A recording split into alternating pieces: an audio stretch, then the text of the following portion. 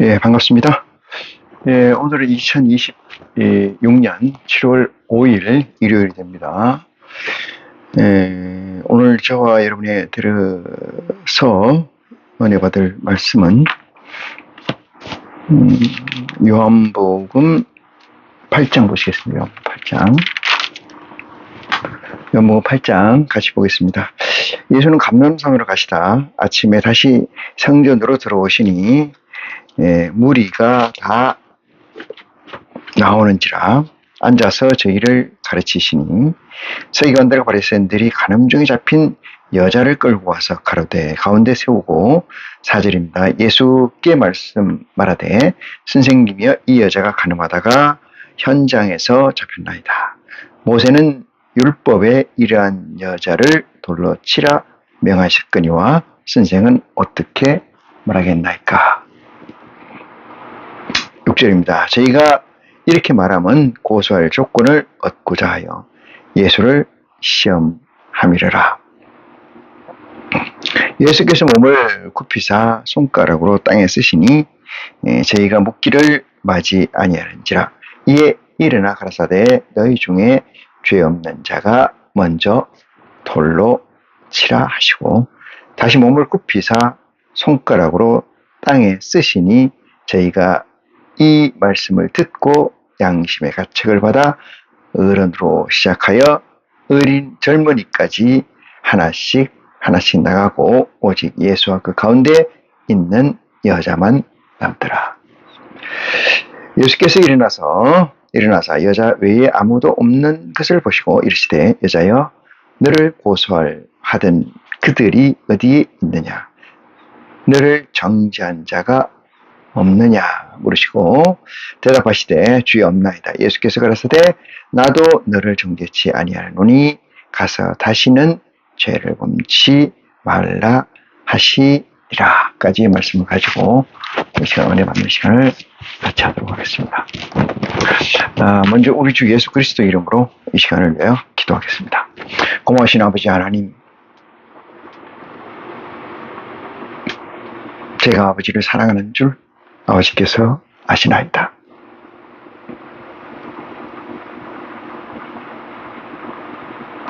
오늘 이 시간 아버지께서 저희를 성전에 부르신 것은 세상의 가치를 구하는 것이 아니고 오직 아버지의 근본된 가치, 선생님 의지 완성을 위해서 부르신 줄 고백합니다. 아는 것을 예비한 자가 아직 없어서 예배하는 것이 전부 다 헛되고 헛된 이 세상에서 아버지 하나님께서 친히 세워서 불러주신 우리로 말미암아 신령과 진정의 예배를 드릴 수 있게 해주신 은혜를 생각할 때마다 무한 찬송과 감사를, 영광을 아버지께 올립니다. 사랑의 근본 되시고 내 삶의 목적 되시는 내 아버지 하나님, 오늘 이 시간을 어여삐 살피시사 우리 속의 심령들 하나라도 아버지 하나님 말씀에 어긋남이 없이 믿음의 분량에 많고 적음을 떠나서 합당한 길로 갈 수 있도록 아버지 도와주시옵소서. 아버지의 선행된 의지, 그것은 공리이며 그것은 공존을 위한 또는 공존을 바탕으로 한 아버지의 공리인 줄 믿사오매 아버지 하나님, 오늘 이 시간 공리를 더 공급케 하여 풍성한 공준으로 하여금 선행된 의지의 완성의 그 길에 접경이 되게 하여 주시옵소서. 시종을 우리 주 예수 그리스도 이름으로 기도하오니 아버지 합당케 하여 주시옵소서. 우리 주 예수 그리스도 이름으로 기도하옵나이다. 아멘. 네.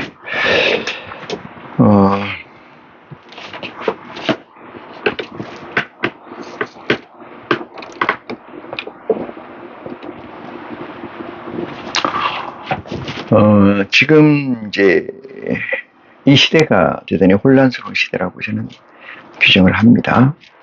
어느 시대인들 혼란이 없었던 적이 있겠습니까마는 최근에는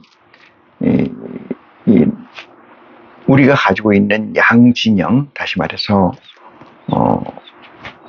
공산주의와 반공산주의, 그러니까 자유민주주의 또는 사회주의와 민주주의, 자유민주주의 이 체제로 나뉘어져 있고, 가난한 나라와 부자의 나라 또 이렇게 나눠져 있고, 많이 이 가진 자와 적게 가진 자 이렇게 나눠져 있었던 시대가 있었는가 하면은, 지금 시대에는 오늘은 이 모든 것이 혼재되어서 섞여서 어느 것이 옳고 어느 것이 그런가에 관해서 기준이 명확하게 설 수 있는 사람이 드문 시대가 아닌가 이 생각을 합니다.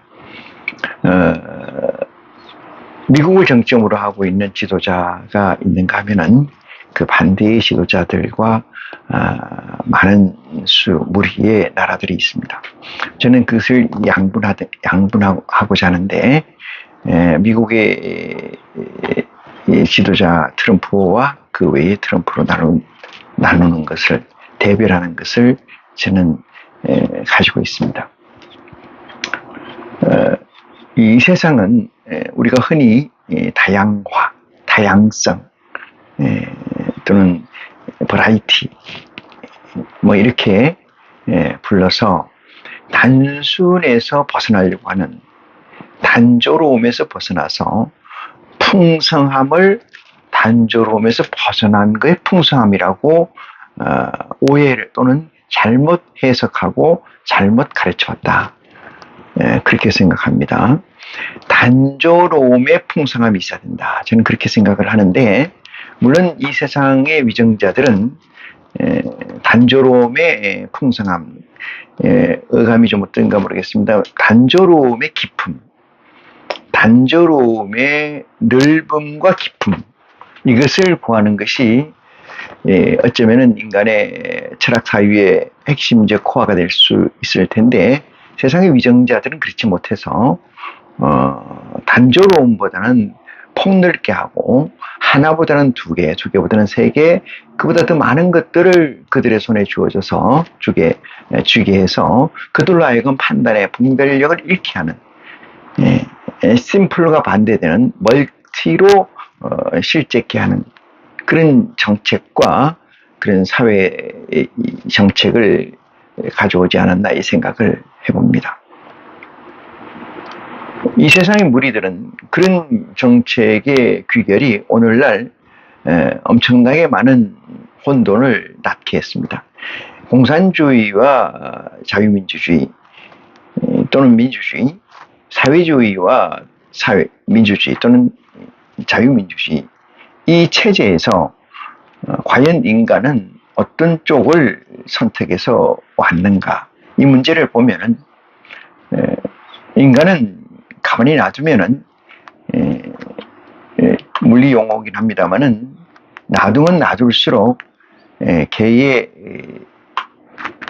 혼재성, 다시 말해서 투명성에 반대되는 복잡계가 더 활발하게 진행됨으로 인해서 인간이 마태복음 11장 28절에 주께서 우리에게 이르신 말대로 수고하고 무거운 짐진 자들아 내게로 오라, 내가 너희를 쉬게 하리라.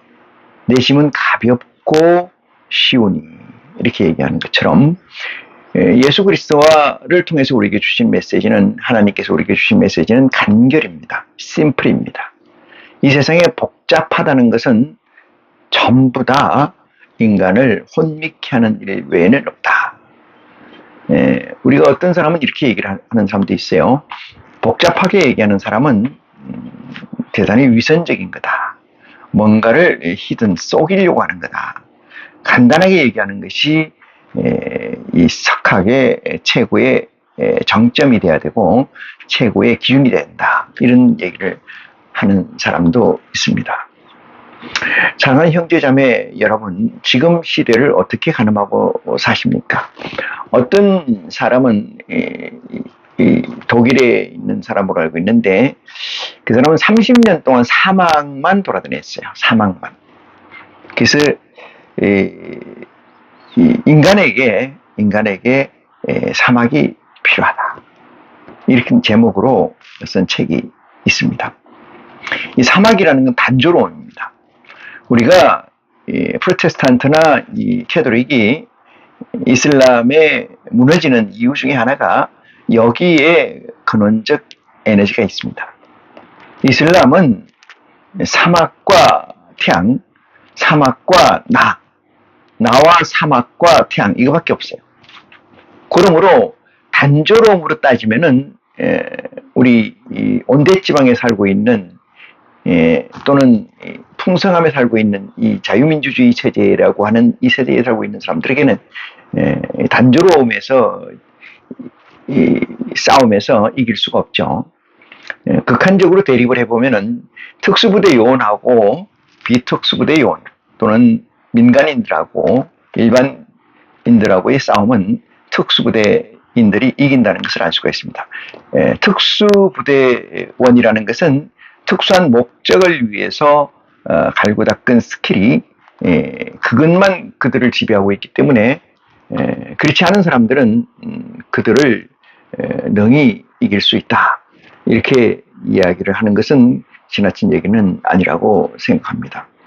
우리는 예수 그리스도를 믿기 전에 IC가 되기 전에 어떤 일이 있었느냐 하면은 서머리, 다시 말해서 이 세상이라는 것이 무엇인가라고 하는 결정적 오버컴, 그러니까 이 세상을 정리를 해놓은 상태가 있어요. 이 세상은 전도서 3장 1절 이하에 나와 있는 말씀처럼 헛되고 헛되다고 하는 이 자주 섞인, 어찌 보면은 이 메시지를 우리는 믿는 자가 돼야지 예수 그리스도를 믿을 수 있다. 그것을 믿지 않는다고 하는 것은 예수 그리스도나 하나님을 쫓기에 힘들다. 이 말씀을 증가하지 않을 수가 없습니다. 요한복음 5장 39절에서도 말씀했습니다마는 너희가 성경에서 영생을 얻는 줄 알고 성경을 상고하거냐. 이 세상의 모든 가치, 그러니까 무엇을 먹을까, 무엇을 마실까, 무엇을 입을까의 가치에 젖어 있는 사람은 버라이티한 사람이에요. 생각이 많은 사람이죠. 머리가 복잡한 사람이에요. 무엇에 대해서, 무엇을 먹을까, 무엇을 마실까, 무엇을 입을까에 대해서 복잡한 사람이에요. 이것을 훌훌 집어 던진 사람은 어떤 사람일까요? 이것을 훌훌 집어 던진 사람은 아주 단조로운 사람입니다. 단조로운 삶이라는 것은 깊은 삶을 의미할 수도 있습니다. 복잡하게 사는 사람, 결국 그 핵심에는, 마음에는 진실된 것이 하나도 없을 수 있습니다.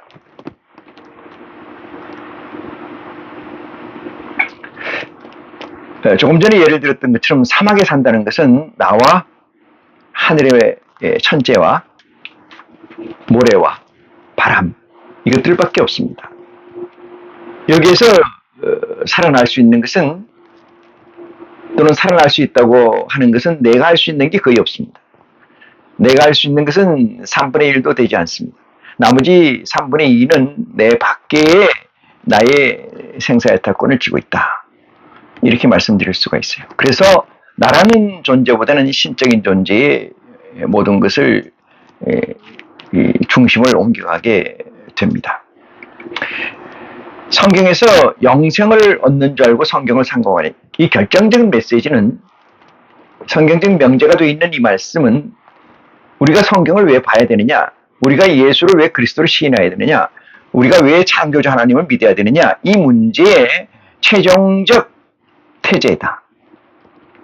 그렇게 말씀드릴 수가 있어요. 그렇다는 것은 영생을 얻는다고 하는 이 목적은, 이유는 반대되는 개념에 있는 비영생, 다시 말해서 낳고 죽고를 반복하되 거기에서 유한성으로 존재하는 인간에게 전도자가 얘기한 것처럼 헛되고 헛될 것뿐이다 라고 규정하고 있다는 점에서 2000년 전 예수 그리스도가 이 땅에 오셨습니다마는 그 이후에 우리는 구약의 율법에서 벗어나서 예수 그리스도의 복음, 아주 간단한 복음, 너희는 먹고 입고 마실 걸 벗어나서 하나님의 의를 행하라, 이렇게 주기도문에 이르신 것처럼 영생이란 가치를 얻으려고 하는 것이 성경을 보는 근본된 목적이 되어야 되는데, 그렇지 않고 외려 예수 그리스도 하나님을 빌어서 이 세상에 복잡게, 다시 말해서 먹을까 입을까 마실까에 관한 이 문제를 해결하기 위해서 끌어내려서 예수를 그리스도로 하고 창조주를 나의 아버지라고 한다는 것은 이율배반이다, 이렇게 말씀하지 않을 수가 없습니다. 알씨가 된다는 것은 이 세상을 정리한 자, 우리가 흔히 이 세상에서 이 세상을 정리했다고 그러면 뭐냐 하면 산으로 들어간다든지 죽음을 초이소한다든지 또는 파이널 이벤트만 남겨놓고 있는 상태. 파이널이라는 건 목숨이죠. 목숨과 상대해 있는 상태. 저와 여러분은 어떨지 모르겠습니다만은 목숨 외의 것이 너무나 내 앞에 나타나 있죠. 목숨 이외의 것이. 사랑하는 형제 동지 여러분, 예수를 그리스도라고 시인하는 자들에게는, 아이씨가 된 사람들에게는 특히나 상대되어 있는 것이 목숨이어야 됩니다. 누구의 목숨? 내 목숨이어야 됩니다. 여러분의 목숨이 여러분 앞에 서 있어야 됩니다. 나머지 것은 눈에 비는 게 없어야 되는 줄 믿으시기 바랍니다. 그래야 너희가 성경에서 영생을 얻는 줄 알고 성경을 산 거 아니냐. 여기까지라도 아니겠습니까?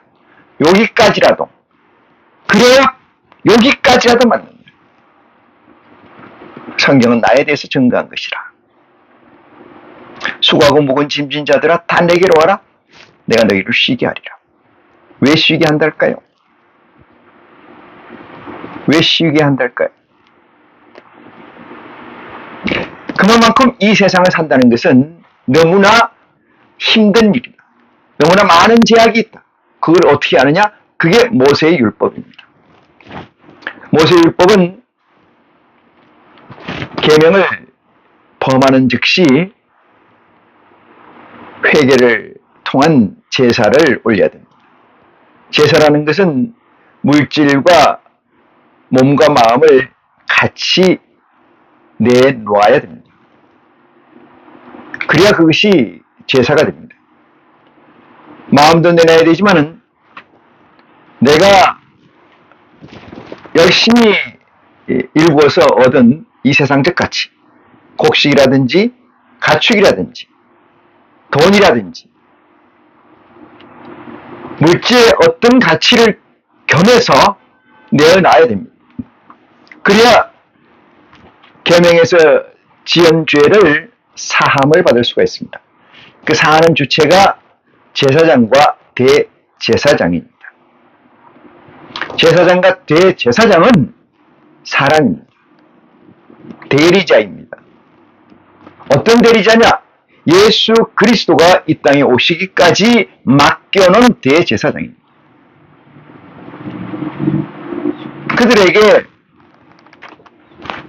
그들에게 내가 내 십계명에서 지은 죄를 고백을 하고 내 마음을 내놓고 내 물질을 내놓고 내 시간, 내 인생을 내놓아야 됩니다.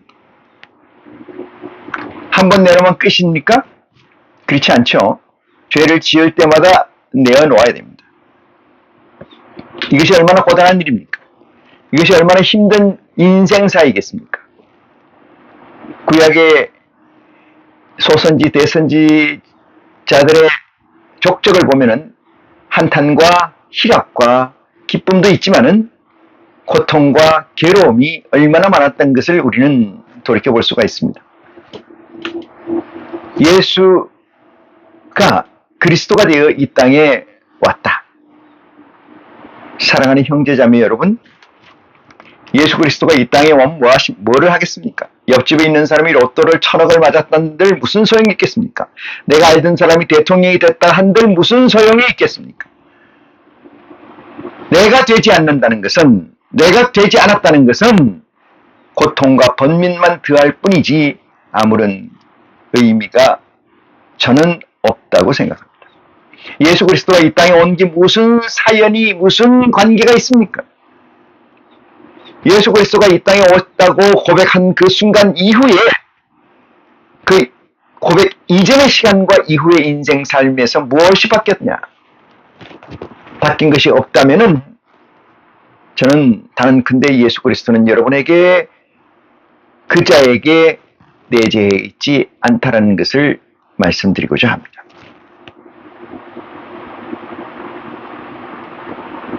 우리는, IC는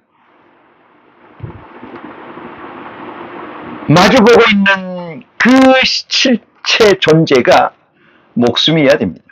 생명이어야 됩니다.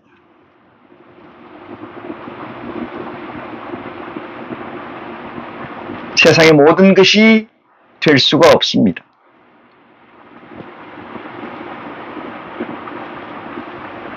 우리가 흔히 청빈 이런 말을 많이 합니다.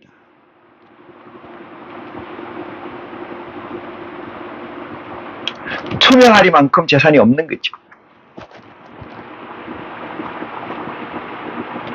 이 세상에 존재하는 모든 자는 죽습니다.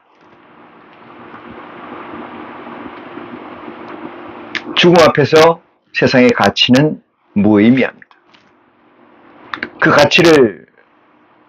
그 무의미한 가치를 모으기 위해서 지금도 생명을, 목숨을 허비하는 자가 이 세상의 모든 자들의 이름입니다. 오늘 본문 말씀은 여기에서 출발합니다.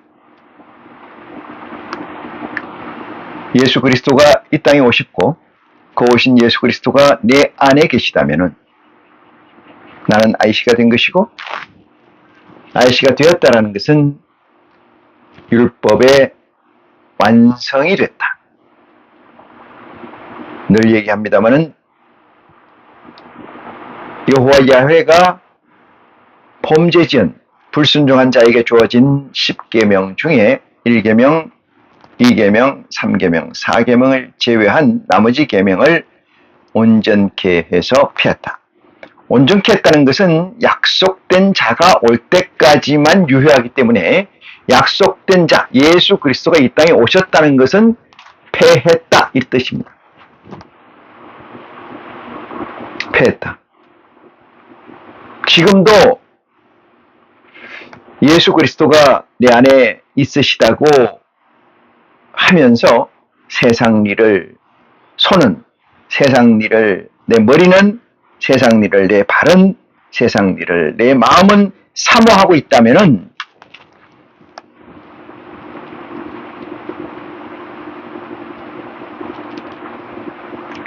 잼된 존재자입니다. 끼어있는 존재자. 이쪽도 아니고 저쪽도 아니고. 하나님의 법에서는 한 가지만 유효합니다. 그 한 가지라는 것은 금든지 희든지, 차든지 덥든지 중간의 개념은 없다는 사실을 하나님의 공리로 우리는 능히 알 수가 있습니다. 오늘 이 말씀은 지금까지 내려오는 모든, 먼저 믿음을 가지다가 돌아가신 선배들에게 의하면 온갖 얘기로 회자되고 있습니다. 오늘 그것을 제가 하나님의 성령으로 정리해 드리자. 이 정리는 누구한테 드린다? 나한테 드린다. 이 설교를 듣고 있는 여러분은 참고만 하시기 바랍니다. 여러분의 마음에 그것이 동하면은 그것이 여러분의 것이지, 내가 메시지하는 이 메시지가 곧 여러분의 것은 될 수가 없습니다. 그것은 오직 아버지 하나님만 아시는 것이고, 아버지 하나님만 주장하실 수 있는 것입니다. 본문 말씀 보시겠습니다. 요한복음 8장 1절입니다. 예수께서 감람산으로 가시다. 이 감람산이라는 것은 다른 뜻으로 얘기하면 올리브산입니다. 올리브 나무가 많은 산, 그게 감람산인데, 올리브가 많다는 것은 기름을 의미하기도 합니다. 기름. 자, 아침에 다시 성전으로 돌아오시니, 감람산으로 가시다가 다시 성전으로 돌아오시니, 백성이라고 한글계에게 되어 있는데, 무리가 이렇게 해석해도 관계없습니다. 무리가 다 나오는지라. 여기서 제가 이제 마태복음 5장 1절에서 말씀드린 바와 같이, 마태복음 5장 1절에 말씀드린 바와 같이 보시겠습니다. 예수께서 시험을 받으시고 세례를 받으시고 물 위에 올라오셔서 하나님의 아들의 영을 입신한 다음에 시험을 받으시고, 시험이 끝나고 난 다음에 첫 번째 사역을 한 내용이 마태복음 5장 1절의 메시지입니다.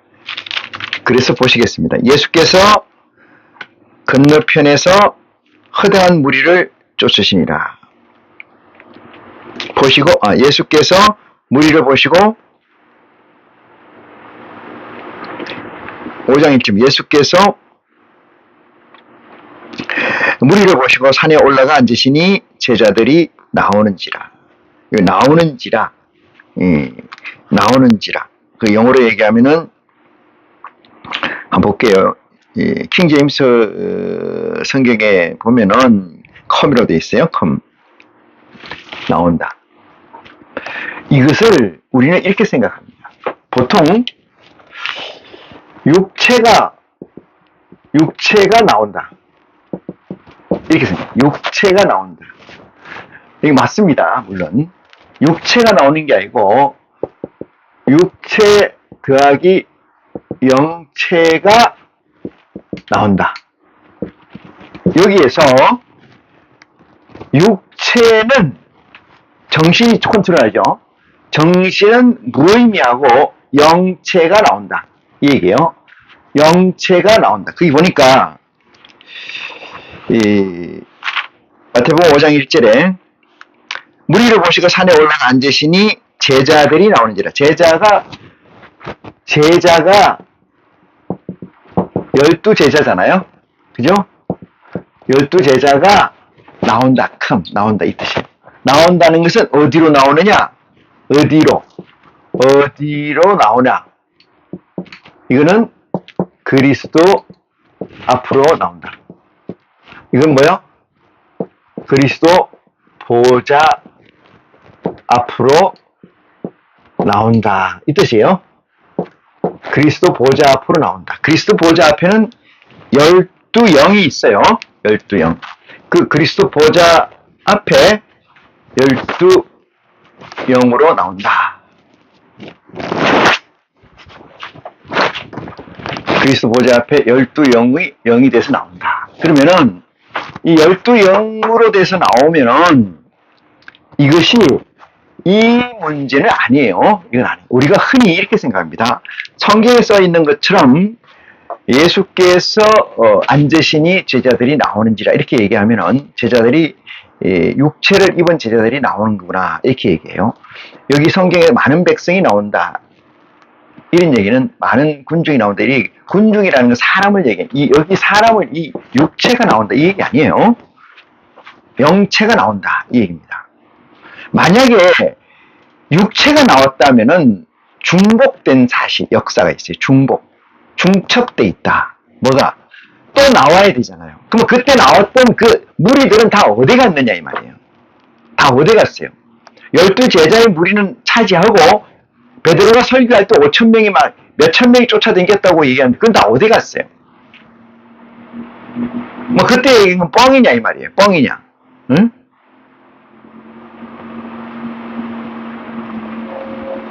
지식 얘기하면서 지식의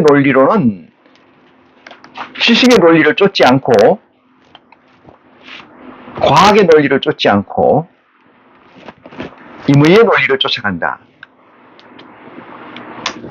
자, 그 말씀을 보고 오늘 본문 말씀에서 감람산으로 가시다가, 이 감람산이라는 것이 어떤 목적을 우리가 얘기하는 플레이스 장소를 얘기하는 게 아니다. 영적 장소, 이 얘기예요. 영적 장소. 육체적 장소. 지도상의 장소가 아니고 이상학적 장소다.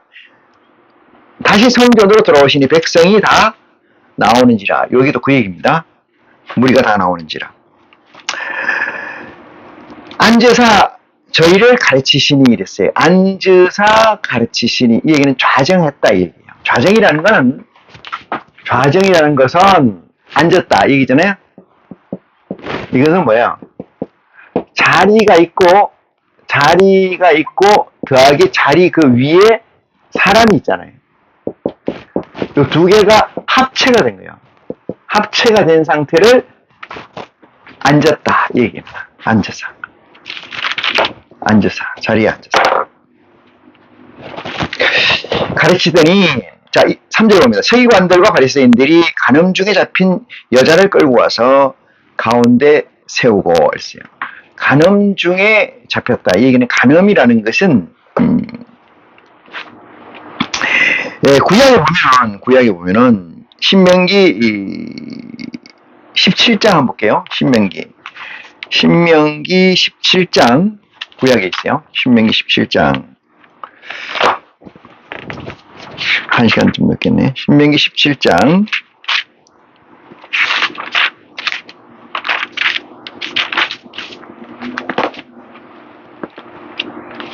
7절을 보겠습니다. 이런 자를 죽이면은 정인이 먼저 그에게 손을 댄 후에 뭇 백성이 손을 댈지니 나는 이와 같이 하여 너희 중에 악을 제할지니라 이랬어요. 그 위에를 좀 봅니다.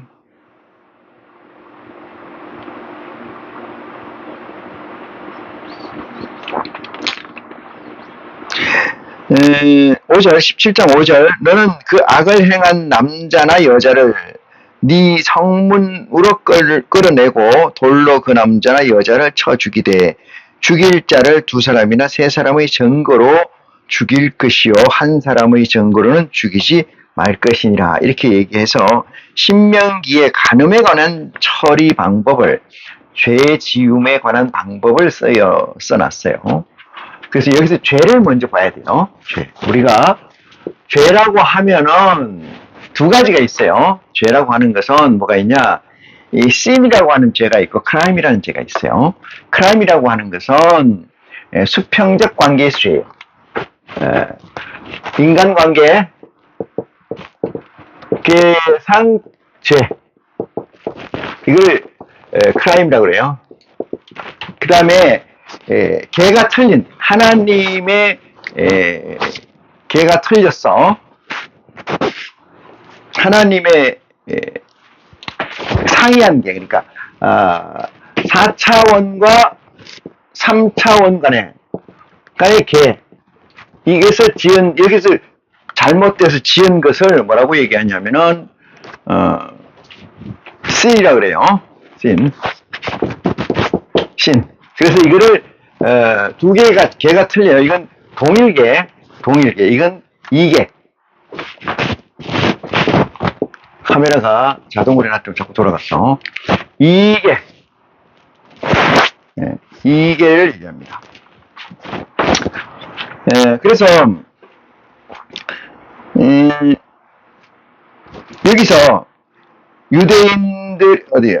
8장 보겠습니다. 서기관과 바리새인들이 간음 중에 잡힌 여자를 끌고 와서 가운데 세우고 그랬어요. 간음을 하게 되면은 간음하지 말라고 있으니까 계명에 죄를 진 거죠. 그 여자를 끌고 와서 가운데 세워서, 이 가운데라는 거는 여럿이 모여 있는데 그 가운데에도 가운데죠. 그렇지만 그 가운데를 얘기하는 건 아니고 이 핵심적 화두로 가져왔다 이 얘기 되죠. 예수께 말하되 가운데 세웠는데 여자를 여기서도 이제 중요히 나오는 것은 간음을 하다가 잡혔어. 근데 누구를 안 들고 왔냐면 남자는 안 들고 왔잖아요. 예? 남자는 안 들고 여자만 들고 왔잖아요. 여자만. 왜 남자는 안 들고 오고 이 여자만 들고 왔을까? 이 얘기예요. 이것은 여자라는 것은 목자를 상징합니다. 목자. 지도자를 상징합니다. 그래서 여자를 데리고 온 거예요. 남자는 죄를 안 집니까? 그러면? 응? 여기서 목자, 여자라는 개념은 이렇게 확대 해석이 가능합니다. 예수 그리스도 앞에 12보좌가 있어요. 12보좌가 있고 12보좌 각 보좌에 앉게 되면은 각 지파가 있고 지파에 1만 2천씩 있게 되죠. 그 12지파의 족장이 되는 거잖아요. 12제자가. 그러면은 그게 지도자예요. 그게 지도자. 그게 여자입니다. 물론 여기서는 하나님이 다 만들고 섭리 안에 있겠습니다만은 상징적으로 표현하면은 여자라는 건 그런 의미입니다. 그래서 여자를 가운데 세우사 말하게 돼. 이 여자가 가늠하다 현장에서 체포됐다. 현장이라는 것은 눈으로 봤다는 거 아닙니까? 죄 짓는 조금 더 현행범이라는 것은 지금 현장에서 체포하죠. 범죄가 일어나고 있는 상황을 법집행자들이 보면은 그 현행범이라 해서 체포를 해요. 이것도 마찬가지로 율법에서도 증인이 있어야 되고 증거가 있어야 되기 때문에 현장에서 잡혔기 때문에 여자를 체포를 한 거죠. 잡아왔어요. 모세는 그러면서 이렇게 얘기합니다. 이 자들이 누구예요? 바리새인들이죠. 서기관과 바리새인들이요. 서기관과 바리새인들이라고 하는 것은 어디서 만들어진 거냐면은 율법에서 만들어진 존재들입니다. 율법은 지혜가 아닙니다. 율법은 지식이에요. 율법에는 하나님의 은혜가 없어요. 율법에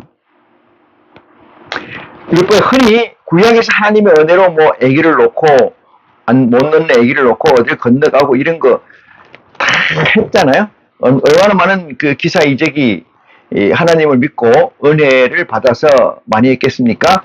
하지만 그것들은 다 죽었어요. 하나님의 속성을 쫓아가지 못했습니다. 하나님의 속성, 제1 속성은 죽지 않아요. 하나님은 불변적 존재, 다시 말해 진리란 말이에요. 하나님의 진리의 속성을 가져가지 못했어요. 하나도 가져가지 못했어요. 율법에 있는 것들은 전부 다 은혜가 아닙니다. 저주입니다. 은혜인 것처럼 보이지만은 저주예요. 인생사도 그렇지 않습니까? 인생사 희노애락, 즐거움과 기쁨이 있다. 이렇게 얘기를 하죠. 기쁨과 즐거움. 그렇지만 저는 이렇게 얘기해요. 내게 기쁨이 있으면은 남에게 고통이 있습니다. 내가 아닌 또 다른 존재의 고통이 있어요. 내가 대통령이 됐다면은 대통령 되지 못한 자의 고통이 있습니다.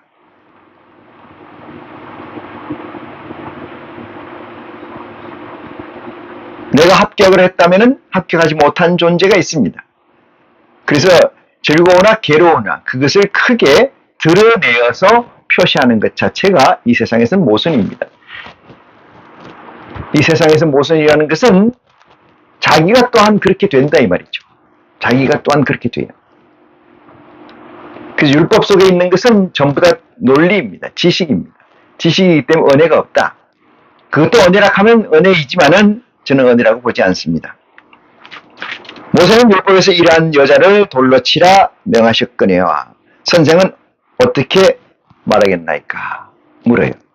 여기서 이 묻는 자, 바리새인과 서기관이 돼서 묻는 자가 누구냐? 이 자는 예수 그리스도가 마태복음 4장 보겠습니다. 마태복음 4장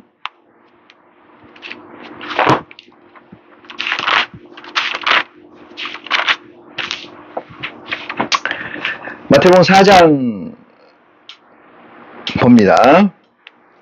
1절 그때 예수께서 성령에게 이끌려 마귀에게 시험을 받으러 광야로 가사 40일을 밤낮으로 금식하신 후에 줄이신지라 시험하는 자가 예수께 나와서 가로되 네가 만일 하나님의 아들이거든 명하여 이 돌을 들어 떡덩이가 되게 하라고 한 이 시험관, 시험을 내게 하고 끌고 가고 이 포지셔닝이 바리새인과 서기관입니다. 그러면 이 바리새인과 서기관은 누가 명령한 걸까요? 여호와 야훼 하나님, 우리 아버지 하나님께서 명령해서 이 일을 행하시는 거다. 그래서 저는 신약에 나와 있는 그리스도의 공생의 3년에 거쳐서 있는 모든 것들은 데모스트레이션이다. 이렇게 말씀드릴 수가 있습니다. 그렇게 말씀드려요. 제가 모두에 말씀드린 것은 중첩이라고 하는 것은 그것을 실제 상황으로 해석하면 중첩이다. 형이상학적으로 해석하면 중첩이다. 형이상학적 실제라는 사실을 깨우침받는 지혜가 여러분에게 있기를 간절히 축원합니다. 그래서 돌로 쳐라 이렇게 죽이라 이렇게 얘기했는데 당신은 뭐라고 하겠냐 이렇게 물었습니다. 6절입니다. 저희가 이렇게 말하면 고소할 조건을 얻고자 해 예수를 시험함이라 했어요. 예수 그리스도는 고소당해야 돼요? 안 당해야 돼요? 여기서 황당한 생각을 많이 합니다. 이 세상에 있는 목사라는 사람들은 유명세를 가지고 있는 목사들 또한 마찬가지예요. 어떻게 이렇게 간약하게 사악하게 가증스럽게 그리스도를 시험하여 십자가에 못 박으려고 없는 죄를 뒤집어 씌우려고 하는 그거 아닙니다. 그건 잘못된 해석이에요. 그건 하나님이 하시는 해석이에요. 어떻게 자기들이 해석을 합니까? 그딴 식으로. 예수 그리스도가 십자가에 못 박히지 않으면은 우리의 구원은 물 건너간 거예요. 우리의 구원이 어디에 있습니까? 예수 그리스도는 대속의 죄를 지고 불순종의 죄, 에덴 동산에서 먹지 말라 명한 그 선악을 알게 하는 과일을 따먹은 그 죄로, 불순종의 죄로, 대속의 죄로 예수 그리스도는 희생이 되어야 되는 것이 프로그램화 되어 있다 이 말입니다.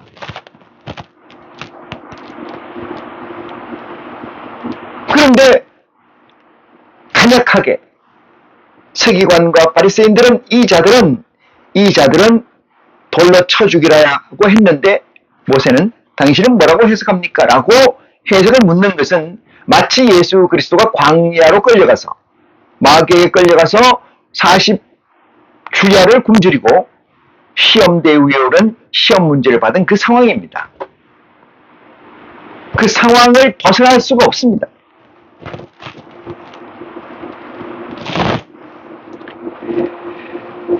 저희는 이렇게 말하면 뭘 하기 위하다? 고소함을 조건을 얻기 위하다. 근거를 찾기 위함이다. 얼마나 하나님 쪽에서 보면 흉성된 사역이냐 이 말이죠. 흉성된 사역. 일반 이 교단에서 제가 이렇게 얘기하면 완전 난리 났죠. 이 충성된 사역이라고 해서 우리가 이것을 기리거나 이것을 존경하거나 이거를 그렇게 할 필요 없습니다. 우리는 왜 주인이고 우리는 메인이기 때문에.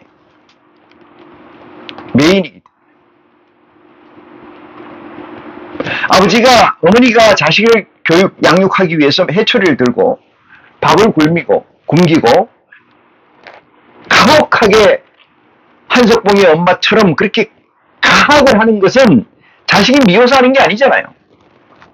네? 자식이 미워서 합니까?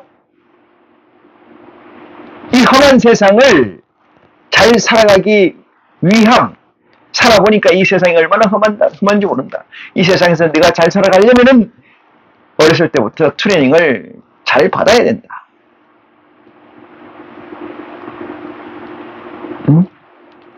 먼저 경험한 자로서 자식의 후의를 도모하기 위해서 하는 고육지책이 아니겠냐 이 말이죠. 이 또한 우리 아버지 하나님께서 우리들을 선별해내기 위한 허들이 아니겠느냐 이 말이에요. 허들에 지나지 않는 거다. 응? 고소할 명분을 찾기 위해서 합니다. 이렇게 얘기하는 것을 이해하시는 지혜가 여러분에게 있기를 간절히 축원합니다. 자, 16절 봅니다. 예수께서 대답하여 가라사대, 죄송합니다.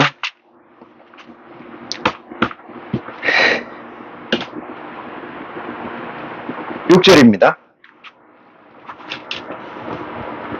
모세는 율법에 이러한 여자는 돌로 쳐서 죽이라고 했는데 당신은 어떻게 하겠습니까? 라고 서기관과 바리새인들이 예수님께 물었어요. 7절입니다. 저희가 묻기를 마지 아니하는지라 이에 일어나 가라사대. 6절이죠. 저희가 이렇게 말하면 고소할 조건을 얻고자 하여 예수를 시험함이더라. 6절 후반부네요. 예수께서 몸을 굽히사 손가락으로 땅에 쓰시니. 요거 가지고 이제 얘기를 좀 해보면, 원래 이 요한복음 8장에 나와 있는 이 구절은 삽입된 구절이라는 얘기들도 있어요. 없는 말이 중간에 들어왔다 이런 얘기도 있습니다. 근데 문맥상으로 보면은, 성경 전체 흐름상으로 보면은 없는 구절이 들어온 건 아니다. 저는 그렇게 해석할 수가 있어요. 자, 그 다음에 그리스도가 몸을 굽혀서 땅에다 뭘 썼는데 그것을 쓴 것을 뭘 썼느냐 이 문제를 가지고 구약의 역시 우리는 티끌이잖아요. 티끌 그러니까 먼지 더스트라고 더스트 입장에서 구약의 그 죄를 씻는 의식 하나가 맑은 물에 흙을 떨어뜨려서 그 물로 먹고 마시고 뭐 이런 얘기도 있었다고 해요. 뭐 그런 쪽으로 해석하는 사람들이 그렇지 않고요. 예수 그리스도가 이 땅에다 쓰신 것은 자기가 메시아라는 사실을 증거한 거예요. 내가 메시아라는 사실. 허리 굽혀 땅에 쓰셨다는 것은. 나는 메시아다. 나는 약속된 자다. 7절입니다. 저희가 길을 맞이 아니하는지라 이에 일어나 가라사대 나는 메시아다 해서 놓고 너희 중에 죄 없는 자가 먼저 돌로 쳐라 이랬어요. 너희 중에 죄 없는 자가 돌로 쳐라. 그러면은 돌로 치면 어떻게 될까요? 죽는 거잖아요. 왜?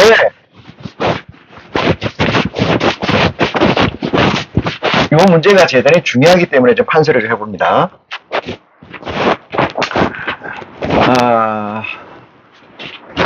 왜 돌로 치라고 했을까? 왜 돌로 치라고 했을까? 보면은, 여기가 그리스도예요. 그리스도. 이전이 구약이잖아요. 여기가 신약이에요. 구약에는 10계명이 있습니다. 신약에는 뭐가 있냐? 신약에는 4계명이 있어요. 4계명. 4계명은 나의 다른 신을 숨기지 마라. 나의 다른 신을 땅으로나 바다로 만들지 마라. 이거고요. 그 다음에 내 이름을 망령되이 일컫지 마라. 그 다음에 안식일을 지켜라. 여기에요. 굳이 하나를 넣는다면 사랑이라는 건데 내가 너에게 주는 계명은 사랑이라 이렇게 얘기했는데 그건 의미가 좀 적어서 빼고 10계명은 알죠. 이웃을 사랑하라, 도적질하지 마라, 뭐 내 부모를 공개 이런 10계명입니다. 조금 전에도 얘기했습니다만은 크라임과 신이라는 것, 죄에서 같은 동일계에서 있는 존재들끼리 짓는 것을 크라임이라고 하고 이계, 그러니까 높은 차원과 낮은 차원에서 상관관계를 맺는 그 죄를 관계에서 어긋나는 것, 벗어나는 것을 신이라고 한다. 이렇게 했어요. 그래서 예수 그리스도가 이 땅에 오신 것은 율법의 완성이다. 율법의 완성, 저주의 완성. 그 얘기요. 완성이 뭐냐? 여기에요. 4개, 10계명에서 6개 계명을 없앴다. 6개 계명을 없앴다. 그게 마태복음 4장, 5장에 쭉 나와요. 6장까지도 이어져서 나옵니다. 그 중에 하나가 요한복음에 나와 있는 이 말씀하고 같은 내용이 됩니다. 그래서 예수가 메시아라는 것은 예수가 메시아라는 것은 계명을 해체하는 거예요. 하나님이 주신 계명을 해체하는 거예요. 누구 명을 받고 오셨어요? 여호와 하나님의 명을 받고 왔죠. 아버지의 명을 받고 이 땅에 왔어요. 그렇기 때문에 아버지 대리자 아니겠습니까? 대리자 입장에서 계명을 해체하는 거예요. 저희가 묻기를 맞이 아니하 7절입니다. 많은지라 일어나 가라사대 너희 중에 죄 없는 자가 먼저 치라. 그러면은 1계명에서 10계명까지를 다 지킬 수가 있어요? 없어요. 지킬 수가 없습니다. 지킬 수 없는 법을 만들어 놓은 거죠. 그래서 저주의 법이라는 거예요. 그래서 레위족이라는 것은 제사장족입니다. 제사장을 될 수 있는 족은 아예 있어요. 레위족은 농사를 짓지 않아요. 제사만 집도합니다. 그래서 재물을 가지고 먹고 살게 해놨어요. 아예. 지금도 목사를 하는 족들이 있죠. 모교회 대대로 아버지가 하고 아들이 하고 손주가 하고 레위족입니까? 1구2회는 2부지자라고 그러는데 한 입에 두 말을 하는 자. 예수님도 그렇게 말씀하셨어요. 아니면 아니고 기만 기다고 얘기했지. 이 말했다가 저 말했다가 참말했다 거짓말했다. 그것이 뱀이죠. 뱀은 에덴 동산에서 참말과 거짓말을 섞어서 하와에게 증거했습니다.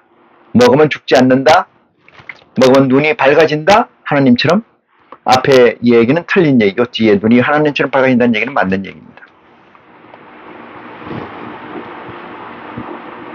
자,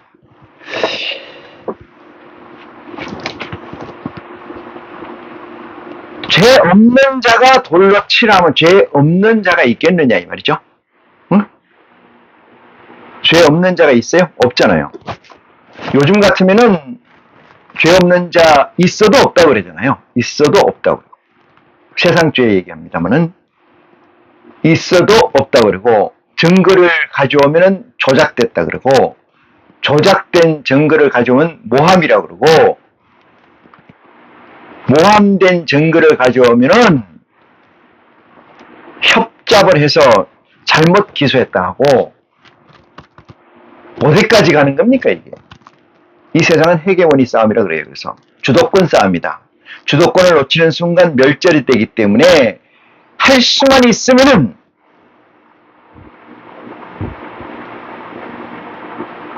가장 온갖 것을 다 동원해서 자기의 포지셔닝을 지키려고 하는 거예요.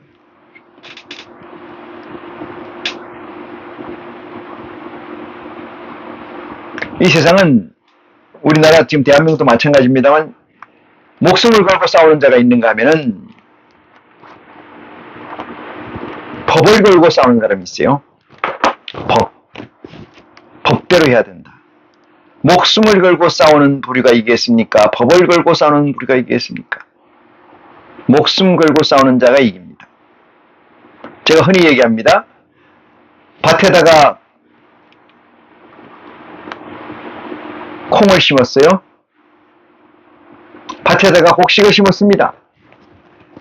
논에다가 벼를 심었어요. 가만히 놔두면은 누가 이겨요? 누가 이겨요? 풀이 이겨요. 풀이 곡식을 잡아먹습니다.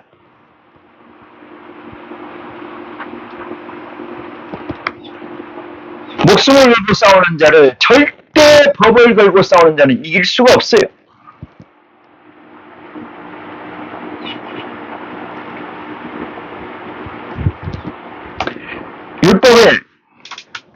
구약의 율법은 그렇게 만들어져 있습니다. 우리가 지금 하고 있는 이 폐습은 율법에서 다 나온 거예요. 그렇지만은 구약에는 그래도 바리새인과 율법사 이 존재들은 순진한 거죠. 아니죠. 순수한 거지. 순수한 거. 맞구나. 물론 하나님의 백그라운드가 있긴 합니다만은 죄가 없는 사람이 없잖아요. 이 여자는 정죄될 수가 없는 거죠. 왜? 이 4개의 계명, 그리스도가 가져온 이 4개의 계명 외에 6개의 계명을 완성했기 때문에 6개 계명을 완수했기 때문에 그 계명은 더 이상 법으로서 계명으로서 효력을 가지지 못합니다. 그래서 나이 많은 자로부터 그 자리를 떠나게 되는 거죠. 볼까요? 돌로 쳐라 하시고 다시 몸을 굽히사 손가락으로 땅에 쓰시니 저희가 이 말씀을 듣고 양심의 가책을 받아. 왜 양심의 가책을 받았을까요? 왜 양심의 가책을 받았을까요? 자기들도 죄가 있으면서 죄를 잡아가지고 왔다 이 뜻이에요. 자기들도 죄가 있는데도 불구하고 죄인이라는 이름으로 현장에서 현행범으로 잡아왔다 이 말이에요. 사랑하는 형제자매 여러분, 서기관이 됐든 율법사가 됐든 제사장이 됐든 대제사장이 됐든 자기 죄도 고한다고 했잖아요. 자기 죄도 고하고 다른 사람의 죄도 집도하는 거죠. 그러니 예수 그리스도께서 다시 몸을 굽히사 내가 메시아다. 6개의 계명을 온전케 해서 폐했노라. 그러면 얘기는 간단합니다. 바리새인과 서기관들은 메시아를 믿어야 되는 상황이에요. 안 그러면 그 자리를 떠나야 됩니다. 하나님은 후자를 택했어요. 나이 많은 사람부터 자리를 이석하더라. 그리고 왜 나이 많은 사람부터 떠나느냐? 아무 의미 없습니다. 사람들이 다 떠났어요. 여자 하나 남았습니다. 이 여자는 어떤 여자입니까? 율법에 의하면 간음한 여자예요. 율법에서 간음은 제일 저주스러운 법입니다. 돌로 쳐 죽이는 법이니까. 응? 더 이상 간음은 현장에서 잡는 순간 생명이 끝나는 거예요. 어떠한 물건으로도 어떠한 물질로도 죄사함을 받을 수가 없어요. 예수 그리스도를 믿으면서 내 목숨이 내 앞에 있지 않는다. 늘상 내 목숨하고 다이다이, 일본말입니다. 맞서서 1대1로 맞서서 삶을 살지 않는 자. 어떻게 아이시라 할 수 있으며 어떻게 하나님을 믿는다고 할 수 있으며 어떻게 예수를 그리스도라고 신한다고 할 수가 있겠습니까?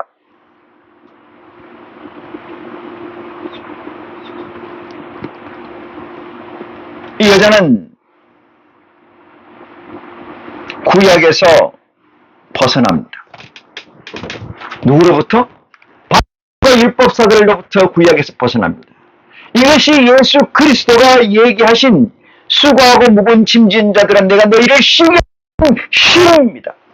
쉼. 쉼.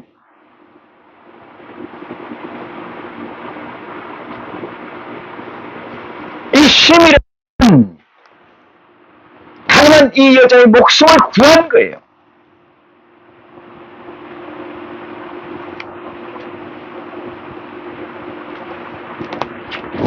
양 한 마리로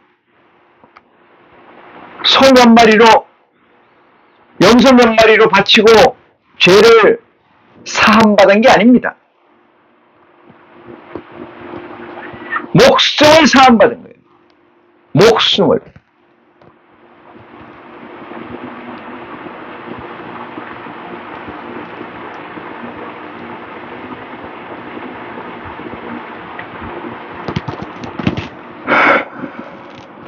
고린도전서에 친구를 위해서 목숨을 내놓는 자 위대하다고 그럽니다. 목숨을 불사르게 내주는 자 위대한 것이고, 그렇지만은 우리가 흔히 하는 말로 개죽음이라는 말이 있습니다. 목적 없이 죽는 죽음을 얘기합니다. 개죽음입니다. 이 세상을 열심히 살다 죽는 것은 저는 그 나름대로 사는 사람들의 입장에서 보면은 이유와 명분이 있고 가치가 있을지 모르겠습니다만 저는 그것을 개죽음이다 이렇게 얘기합니다. 열심히 살았죠. 무엇을 위해서 열심히 살았습니까? 썩어질 것을 위해서, 없어질 것을 위해서, 변하는 것들을 위해서, 부존재의 존재를 위해서 열심히 싸우다가 개죽음한 거죠. 예수 그리스도가 이 땅에 오신 지 2000년이 됐습니다. 지금까지도 개죽음을 목적으로 사는 존재들이 많이 있습니다. 그렇지만은 어떻게 예수를 그리스도라고 시인하는 자들이 그들에게도 그렇게 개죽음의 입장이 지금까지 있다면은 예수 그리스도와 우리 아버지 하나님을 능욕하는, 능멸하는 죄가 없다 할 수 있겠습니까?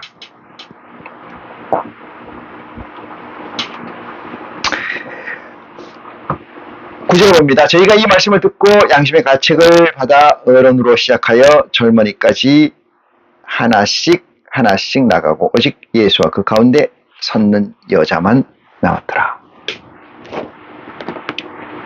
율법의 완성입니다. 예수 그리스도는 율법의 완성. 왜 율법의 완성이냐? 하나님이 계시는 차원에서, 영적 차원에서 우리가 있는 이 차원, 3차원의 차원, 4차원의 차원과 3차원의 차원에 중첩되어 있는 계명이 있었어요. 그게 10계명입니다. 그 10계명 중에 하위에 있는 3차원에서 존재하는 계명을 메시아가 온전케 하사 폐함으로 말미암아 4차원적 사유가, 영체가 3차원적 공간으로 확대되어 있다. 이 정말로 위대한 사건입니다.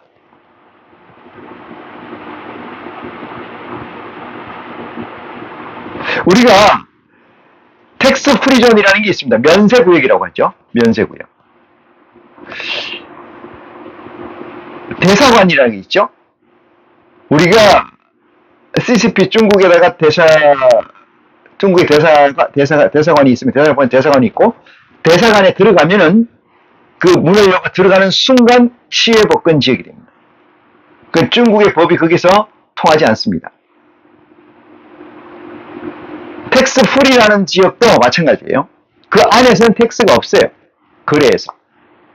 세금이 없다 이 말이죠.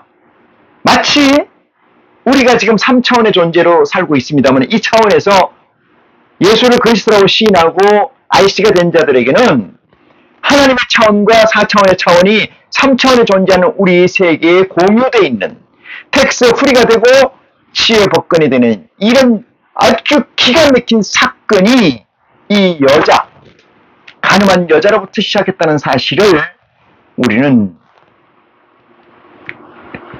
지혜로 깨달기 원합니다. 사랑하는 형제자매 여러분, 가늠하고도 사랑할 수가 있었을까요?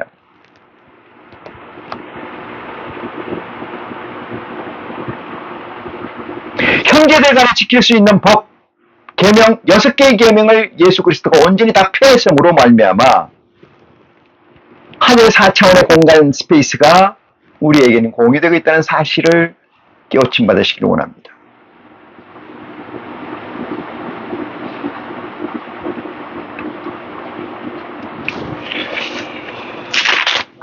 그 밑에 구절을 봅니다. 예수께서 10절입니다. 예수께서 일어나서 여자의 아무도 없는 것을 보시고 이르시되 여자여 너를 고소하던 그들이 어디 있느냐 묻습니다. 여러분, 제가 여러분한테 묻습니다. 5계명에서 10계명까지의 구성이 그 율법의 힘이, 그 율법의 능력이, 율법의 화살이 어디에 있습니까? 어디에? 그리스도가 이 땅에서 온전케 해서 폐했다는 그 법이 아직도 저와 여러분에게 있다면은 심각한 사건이다. 심각한 사건이다. 여자에게 물었습니다. 너희를 고소한 그들이 다 어디 갔느냐? 아무도 없나이다. 이 말씀이 얼마나 감동적입니까? 나를 구속했던 율법이, 나를 꽁꽁 얽어냈던 그 율법이 다 사라졌나이다.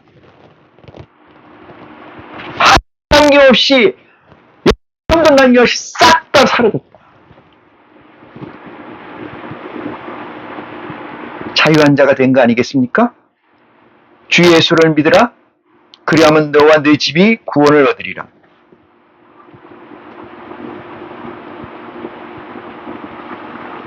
자유케 하려고 자유를 줬으니 다시는 종의 멍에를 매지 마라. 그리스도를 믿는 것은 자유입니다. 그리스도를 믿는 것은 4차원의 세계를 맛보는 정말로 불가사의한 일을 실제하고 경험하고 있는 것입니다.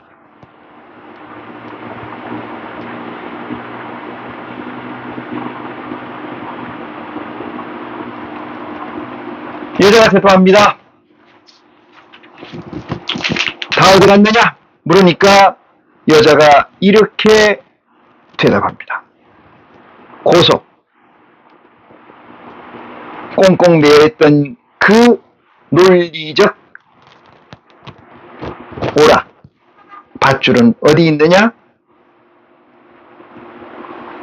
여자가 너를 여자애들을 고소하던 그들이 어디 있느냐? 너를 정죄한 자가 없느냐? 정죄라는 거 아시죠? 죄로 정하는 것을 정죄입니다.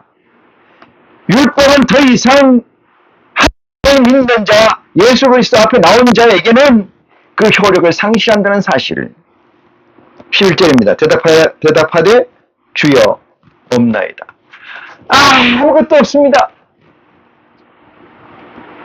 걸어가는 것이 길이고 말하는 것이 법이며 받아들이는 것이 메시지입니다.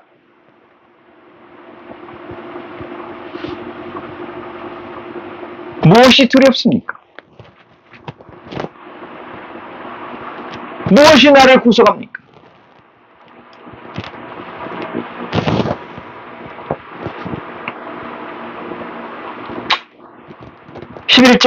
그 다음 주에 예수께서 가라사대 나도 너를 정죄치 아니오니. 같은 존이라는 거예요. 같은 스페이스라는 겁니다. 4차원의 하나님의 세계 OBN이라는 사실입니다. 예수님께서 이 말씀을 늦추지 않습니다. 가서 다시는 죄를 범하지 말라. 자, 여기서 이렇게 얘기하시죠. 많은 목자들이 예수 그리스도께서 죄를 용서해 주셨으니까 또다시 그 죄를 용서받지 않게끔 해라. 어쩌면 용서 안 해줄 수도 있다. 그렇게. 그래서 반듯하게 살아야 된다. 가늠하지 말고 반듯하게 살아야 된다. 사랑하는 형제자매 여러분, 용서라는 개념은 없습니다. 용서라는 단어는 없는 단어입니다. 핸드폰도 그렇고 사람도 그렇고 눈으로 본 것은 지워지지 않습니다. 그것이 죄라고 하면 지울 자는 아무도 없습니다. 그 죄라고 하는 그 물질 존재, 사람, 죄를 지은 사람 자체, 핸드폰에 써져 있는 핸드폰 기기 자체를 다 없애버려야 됩니다.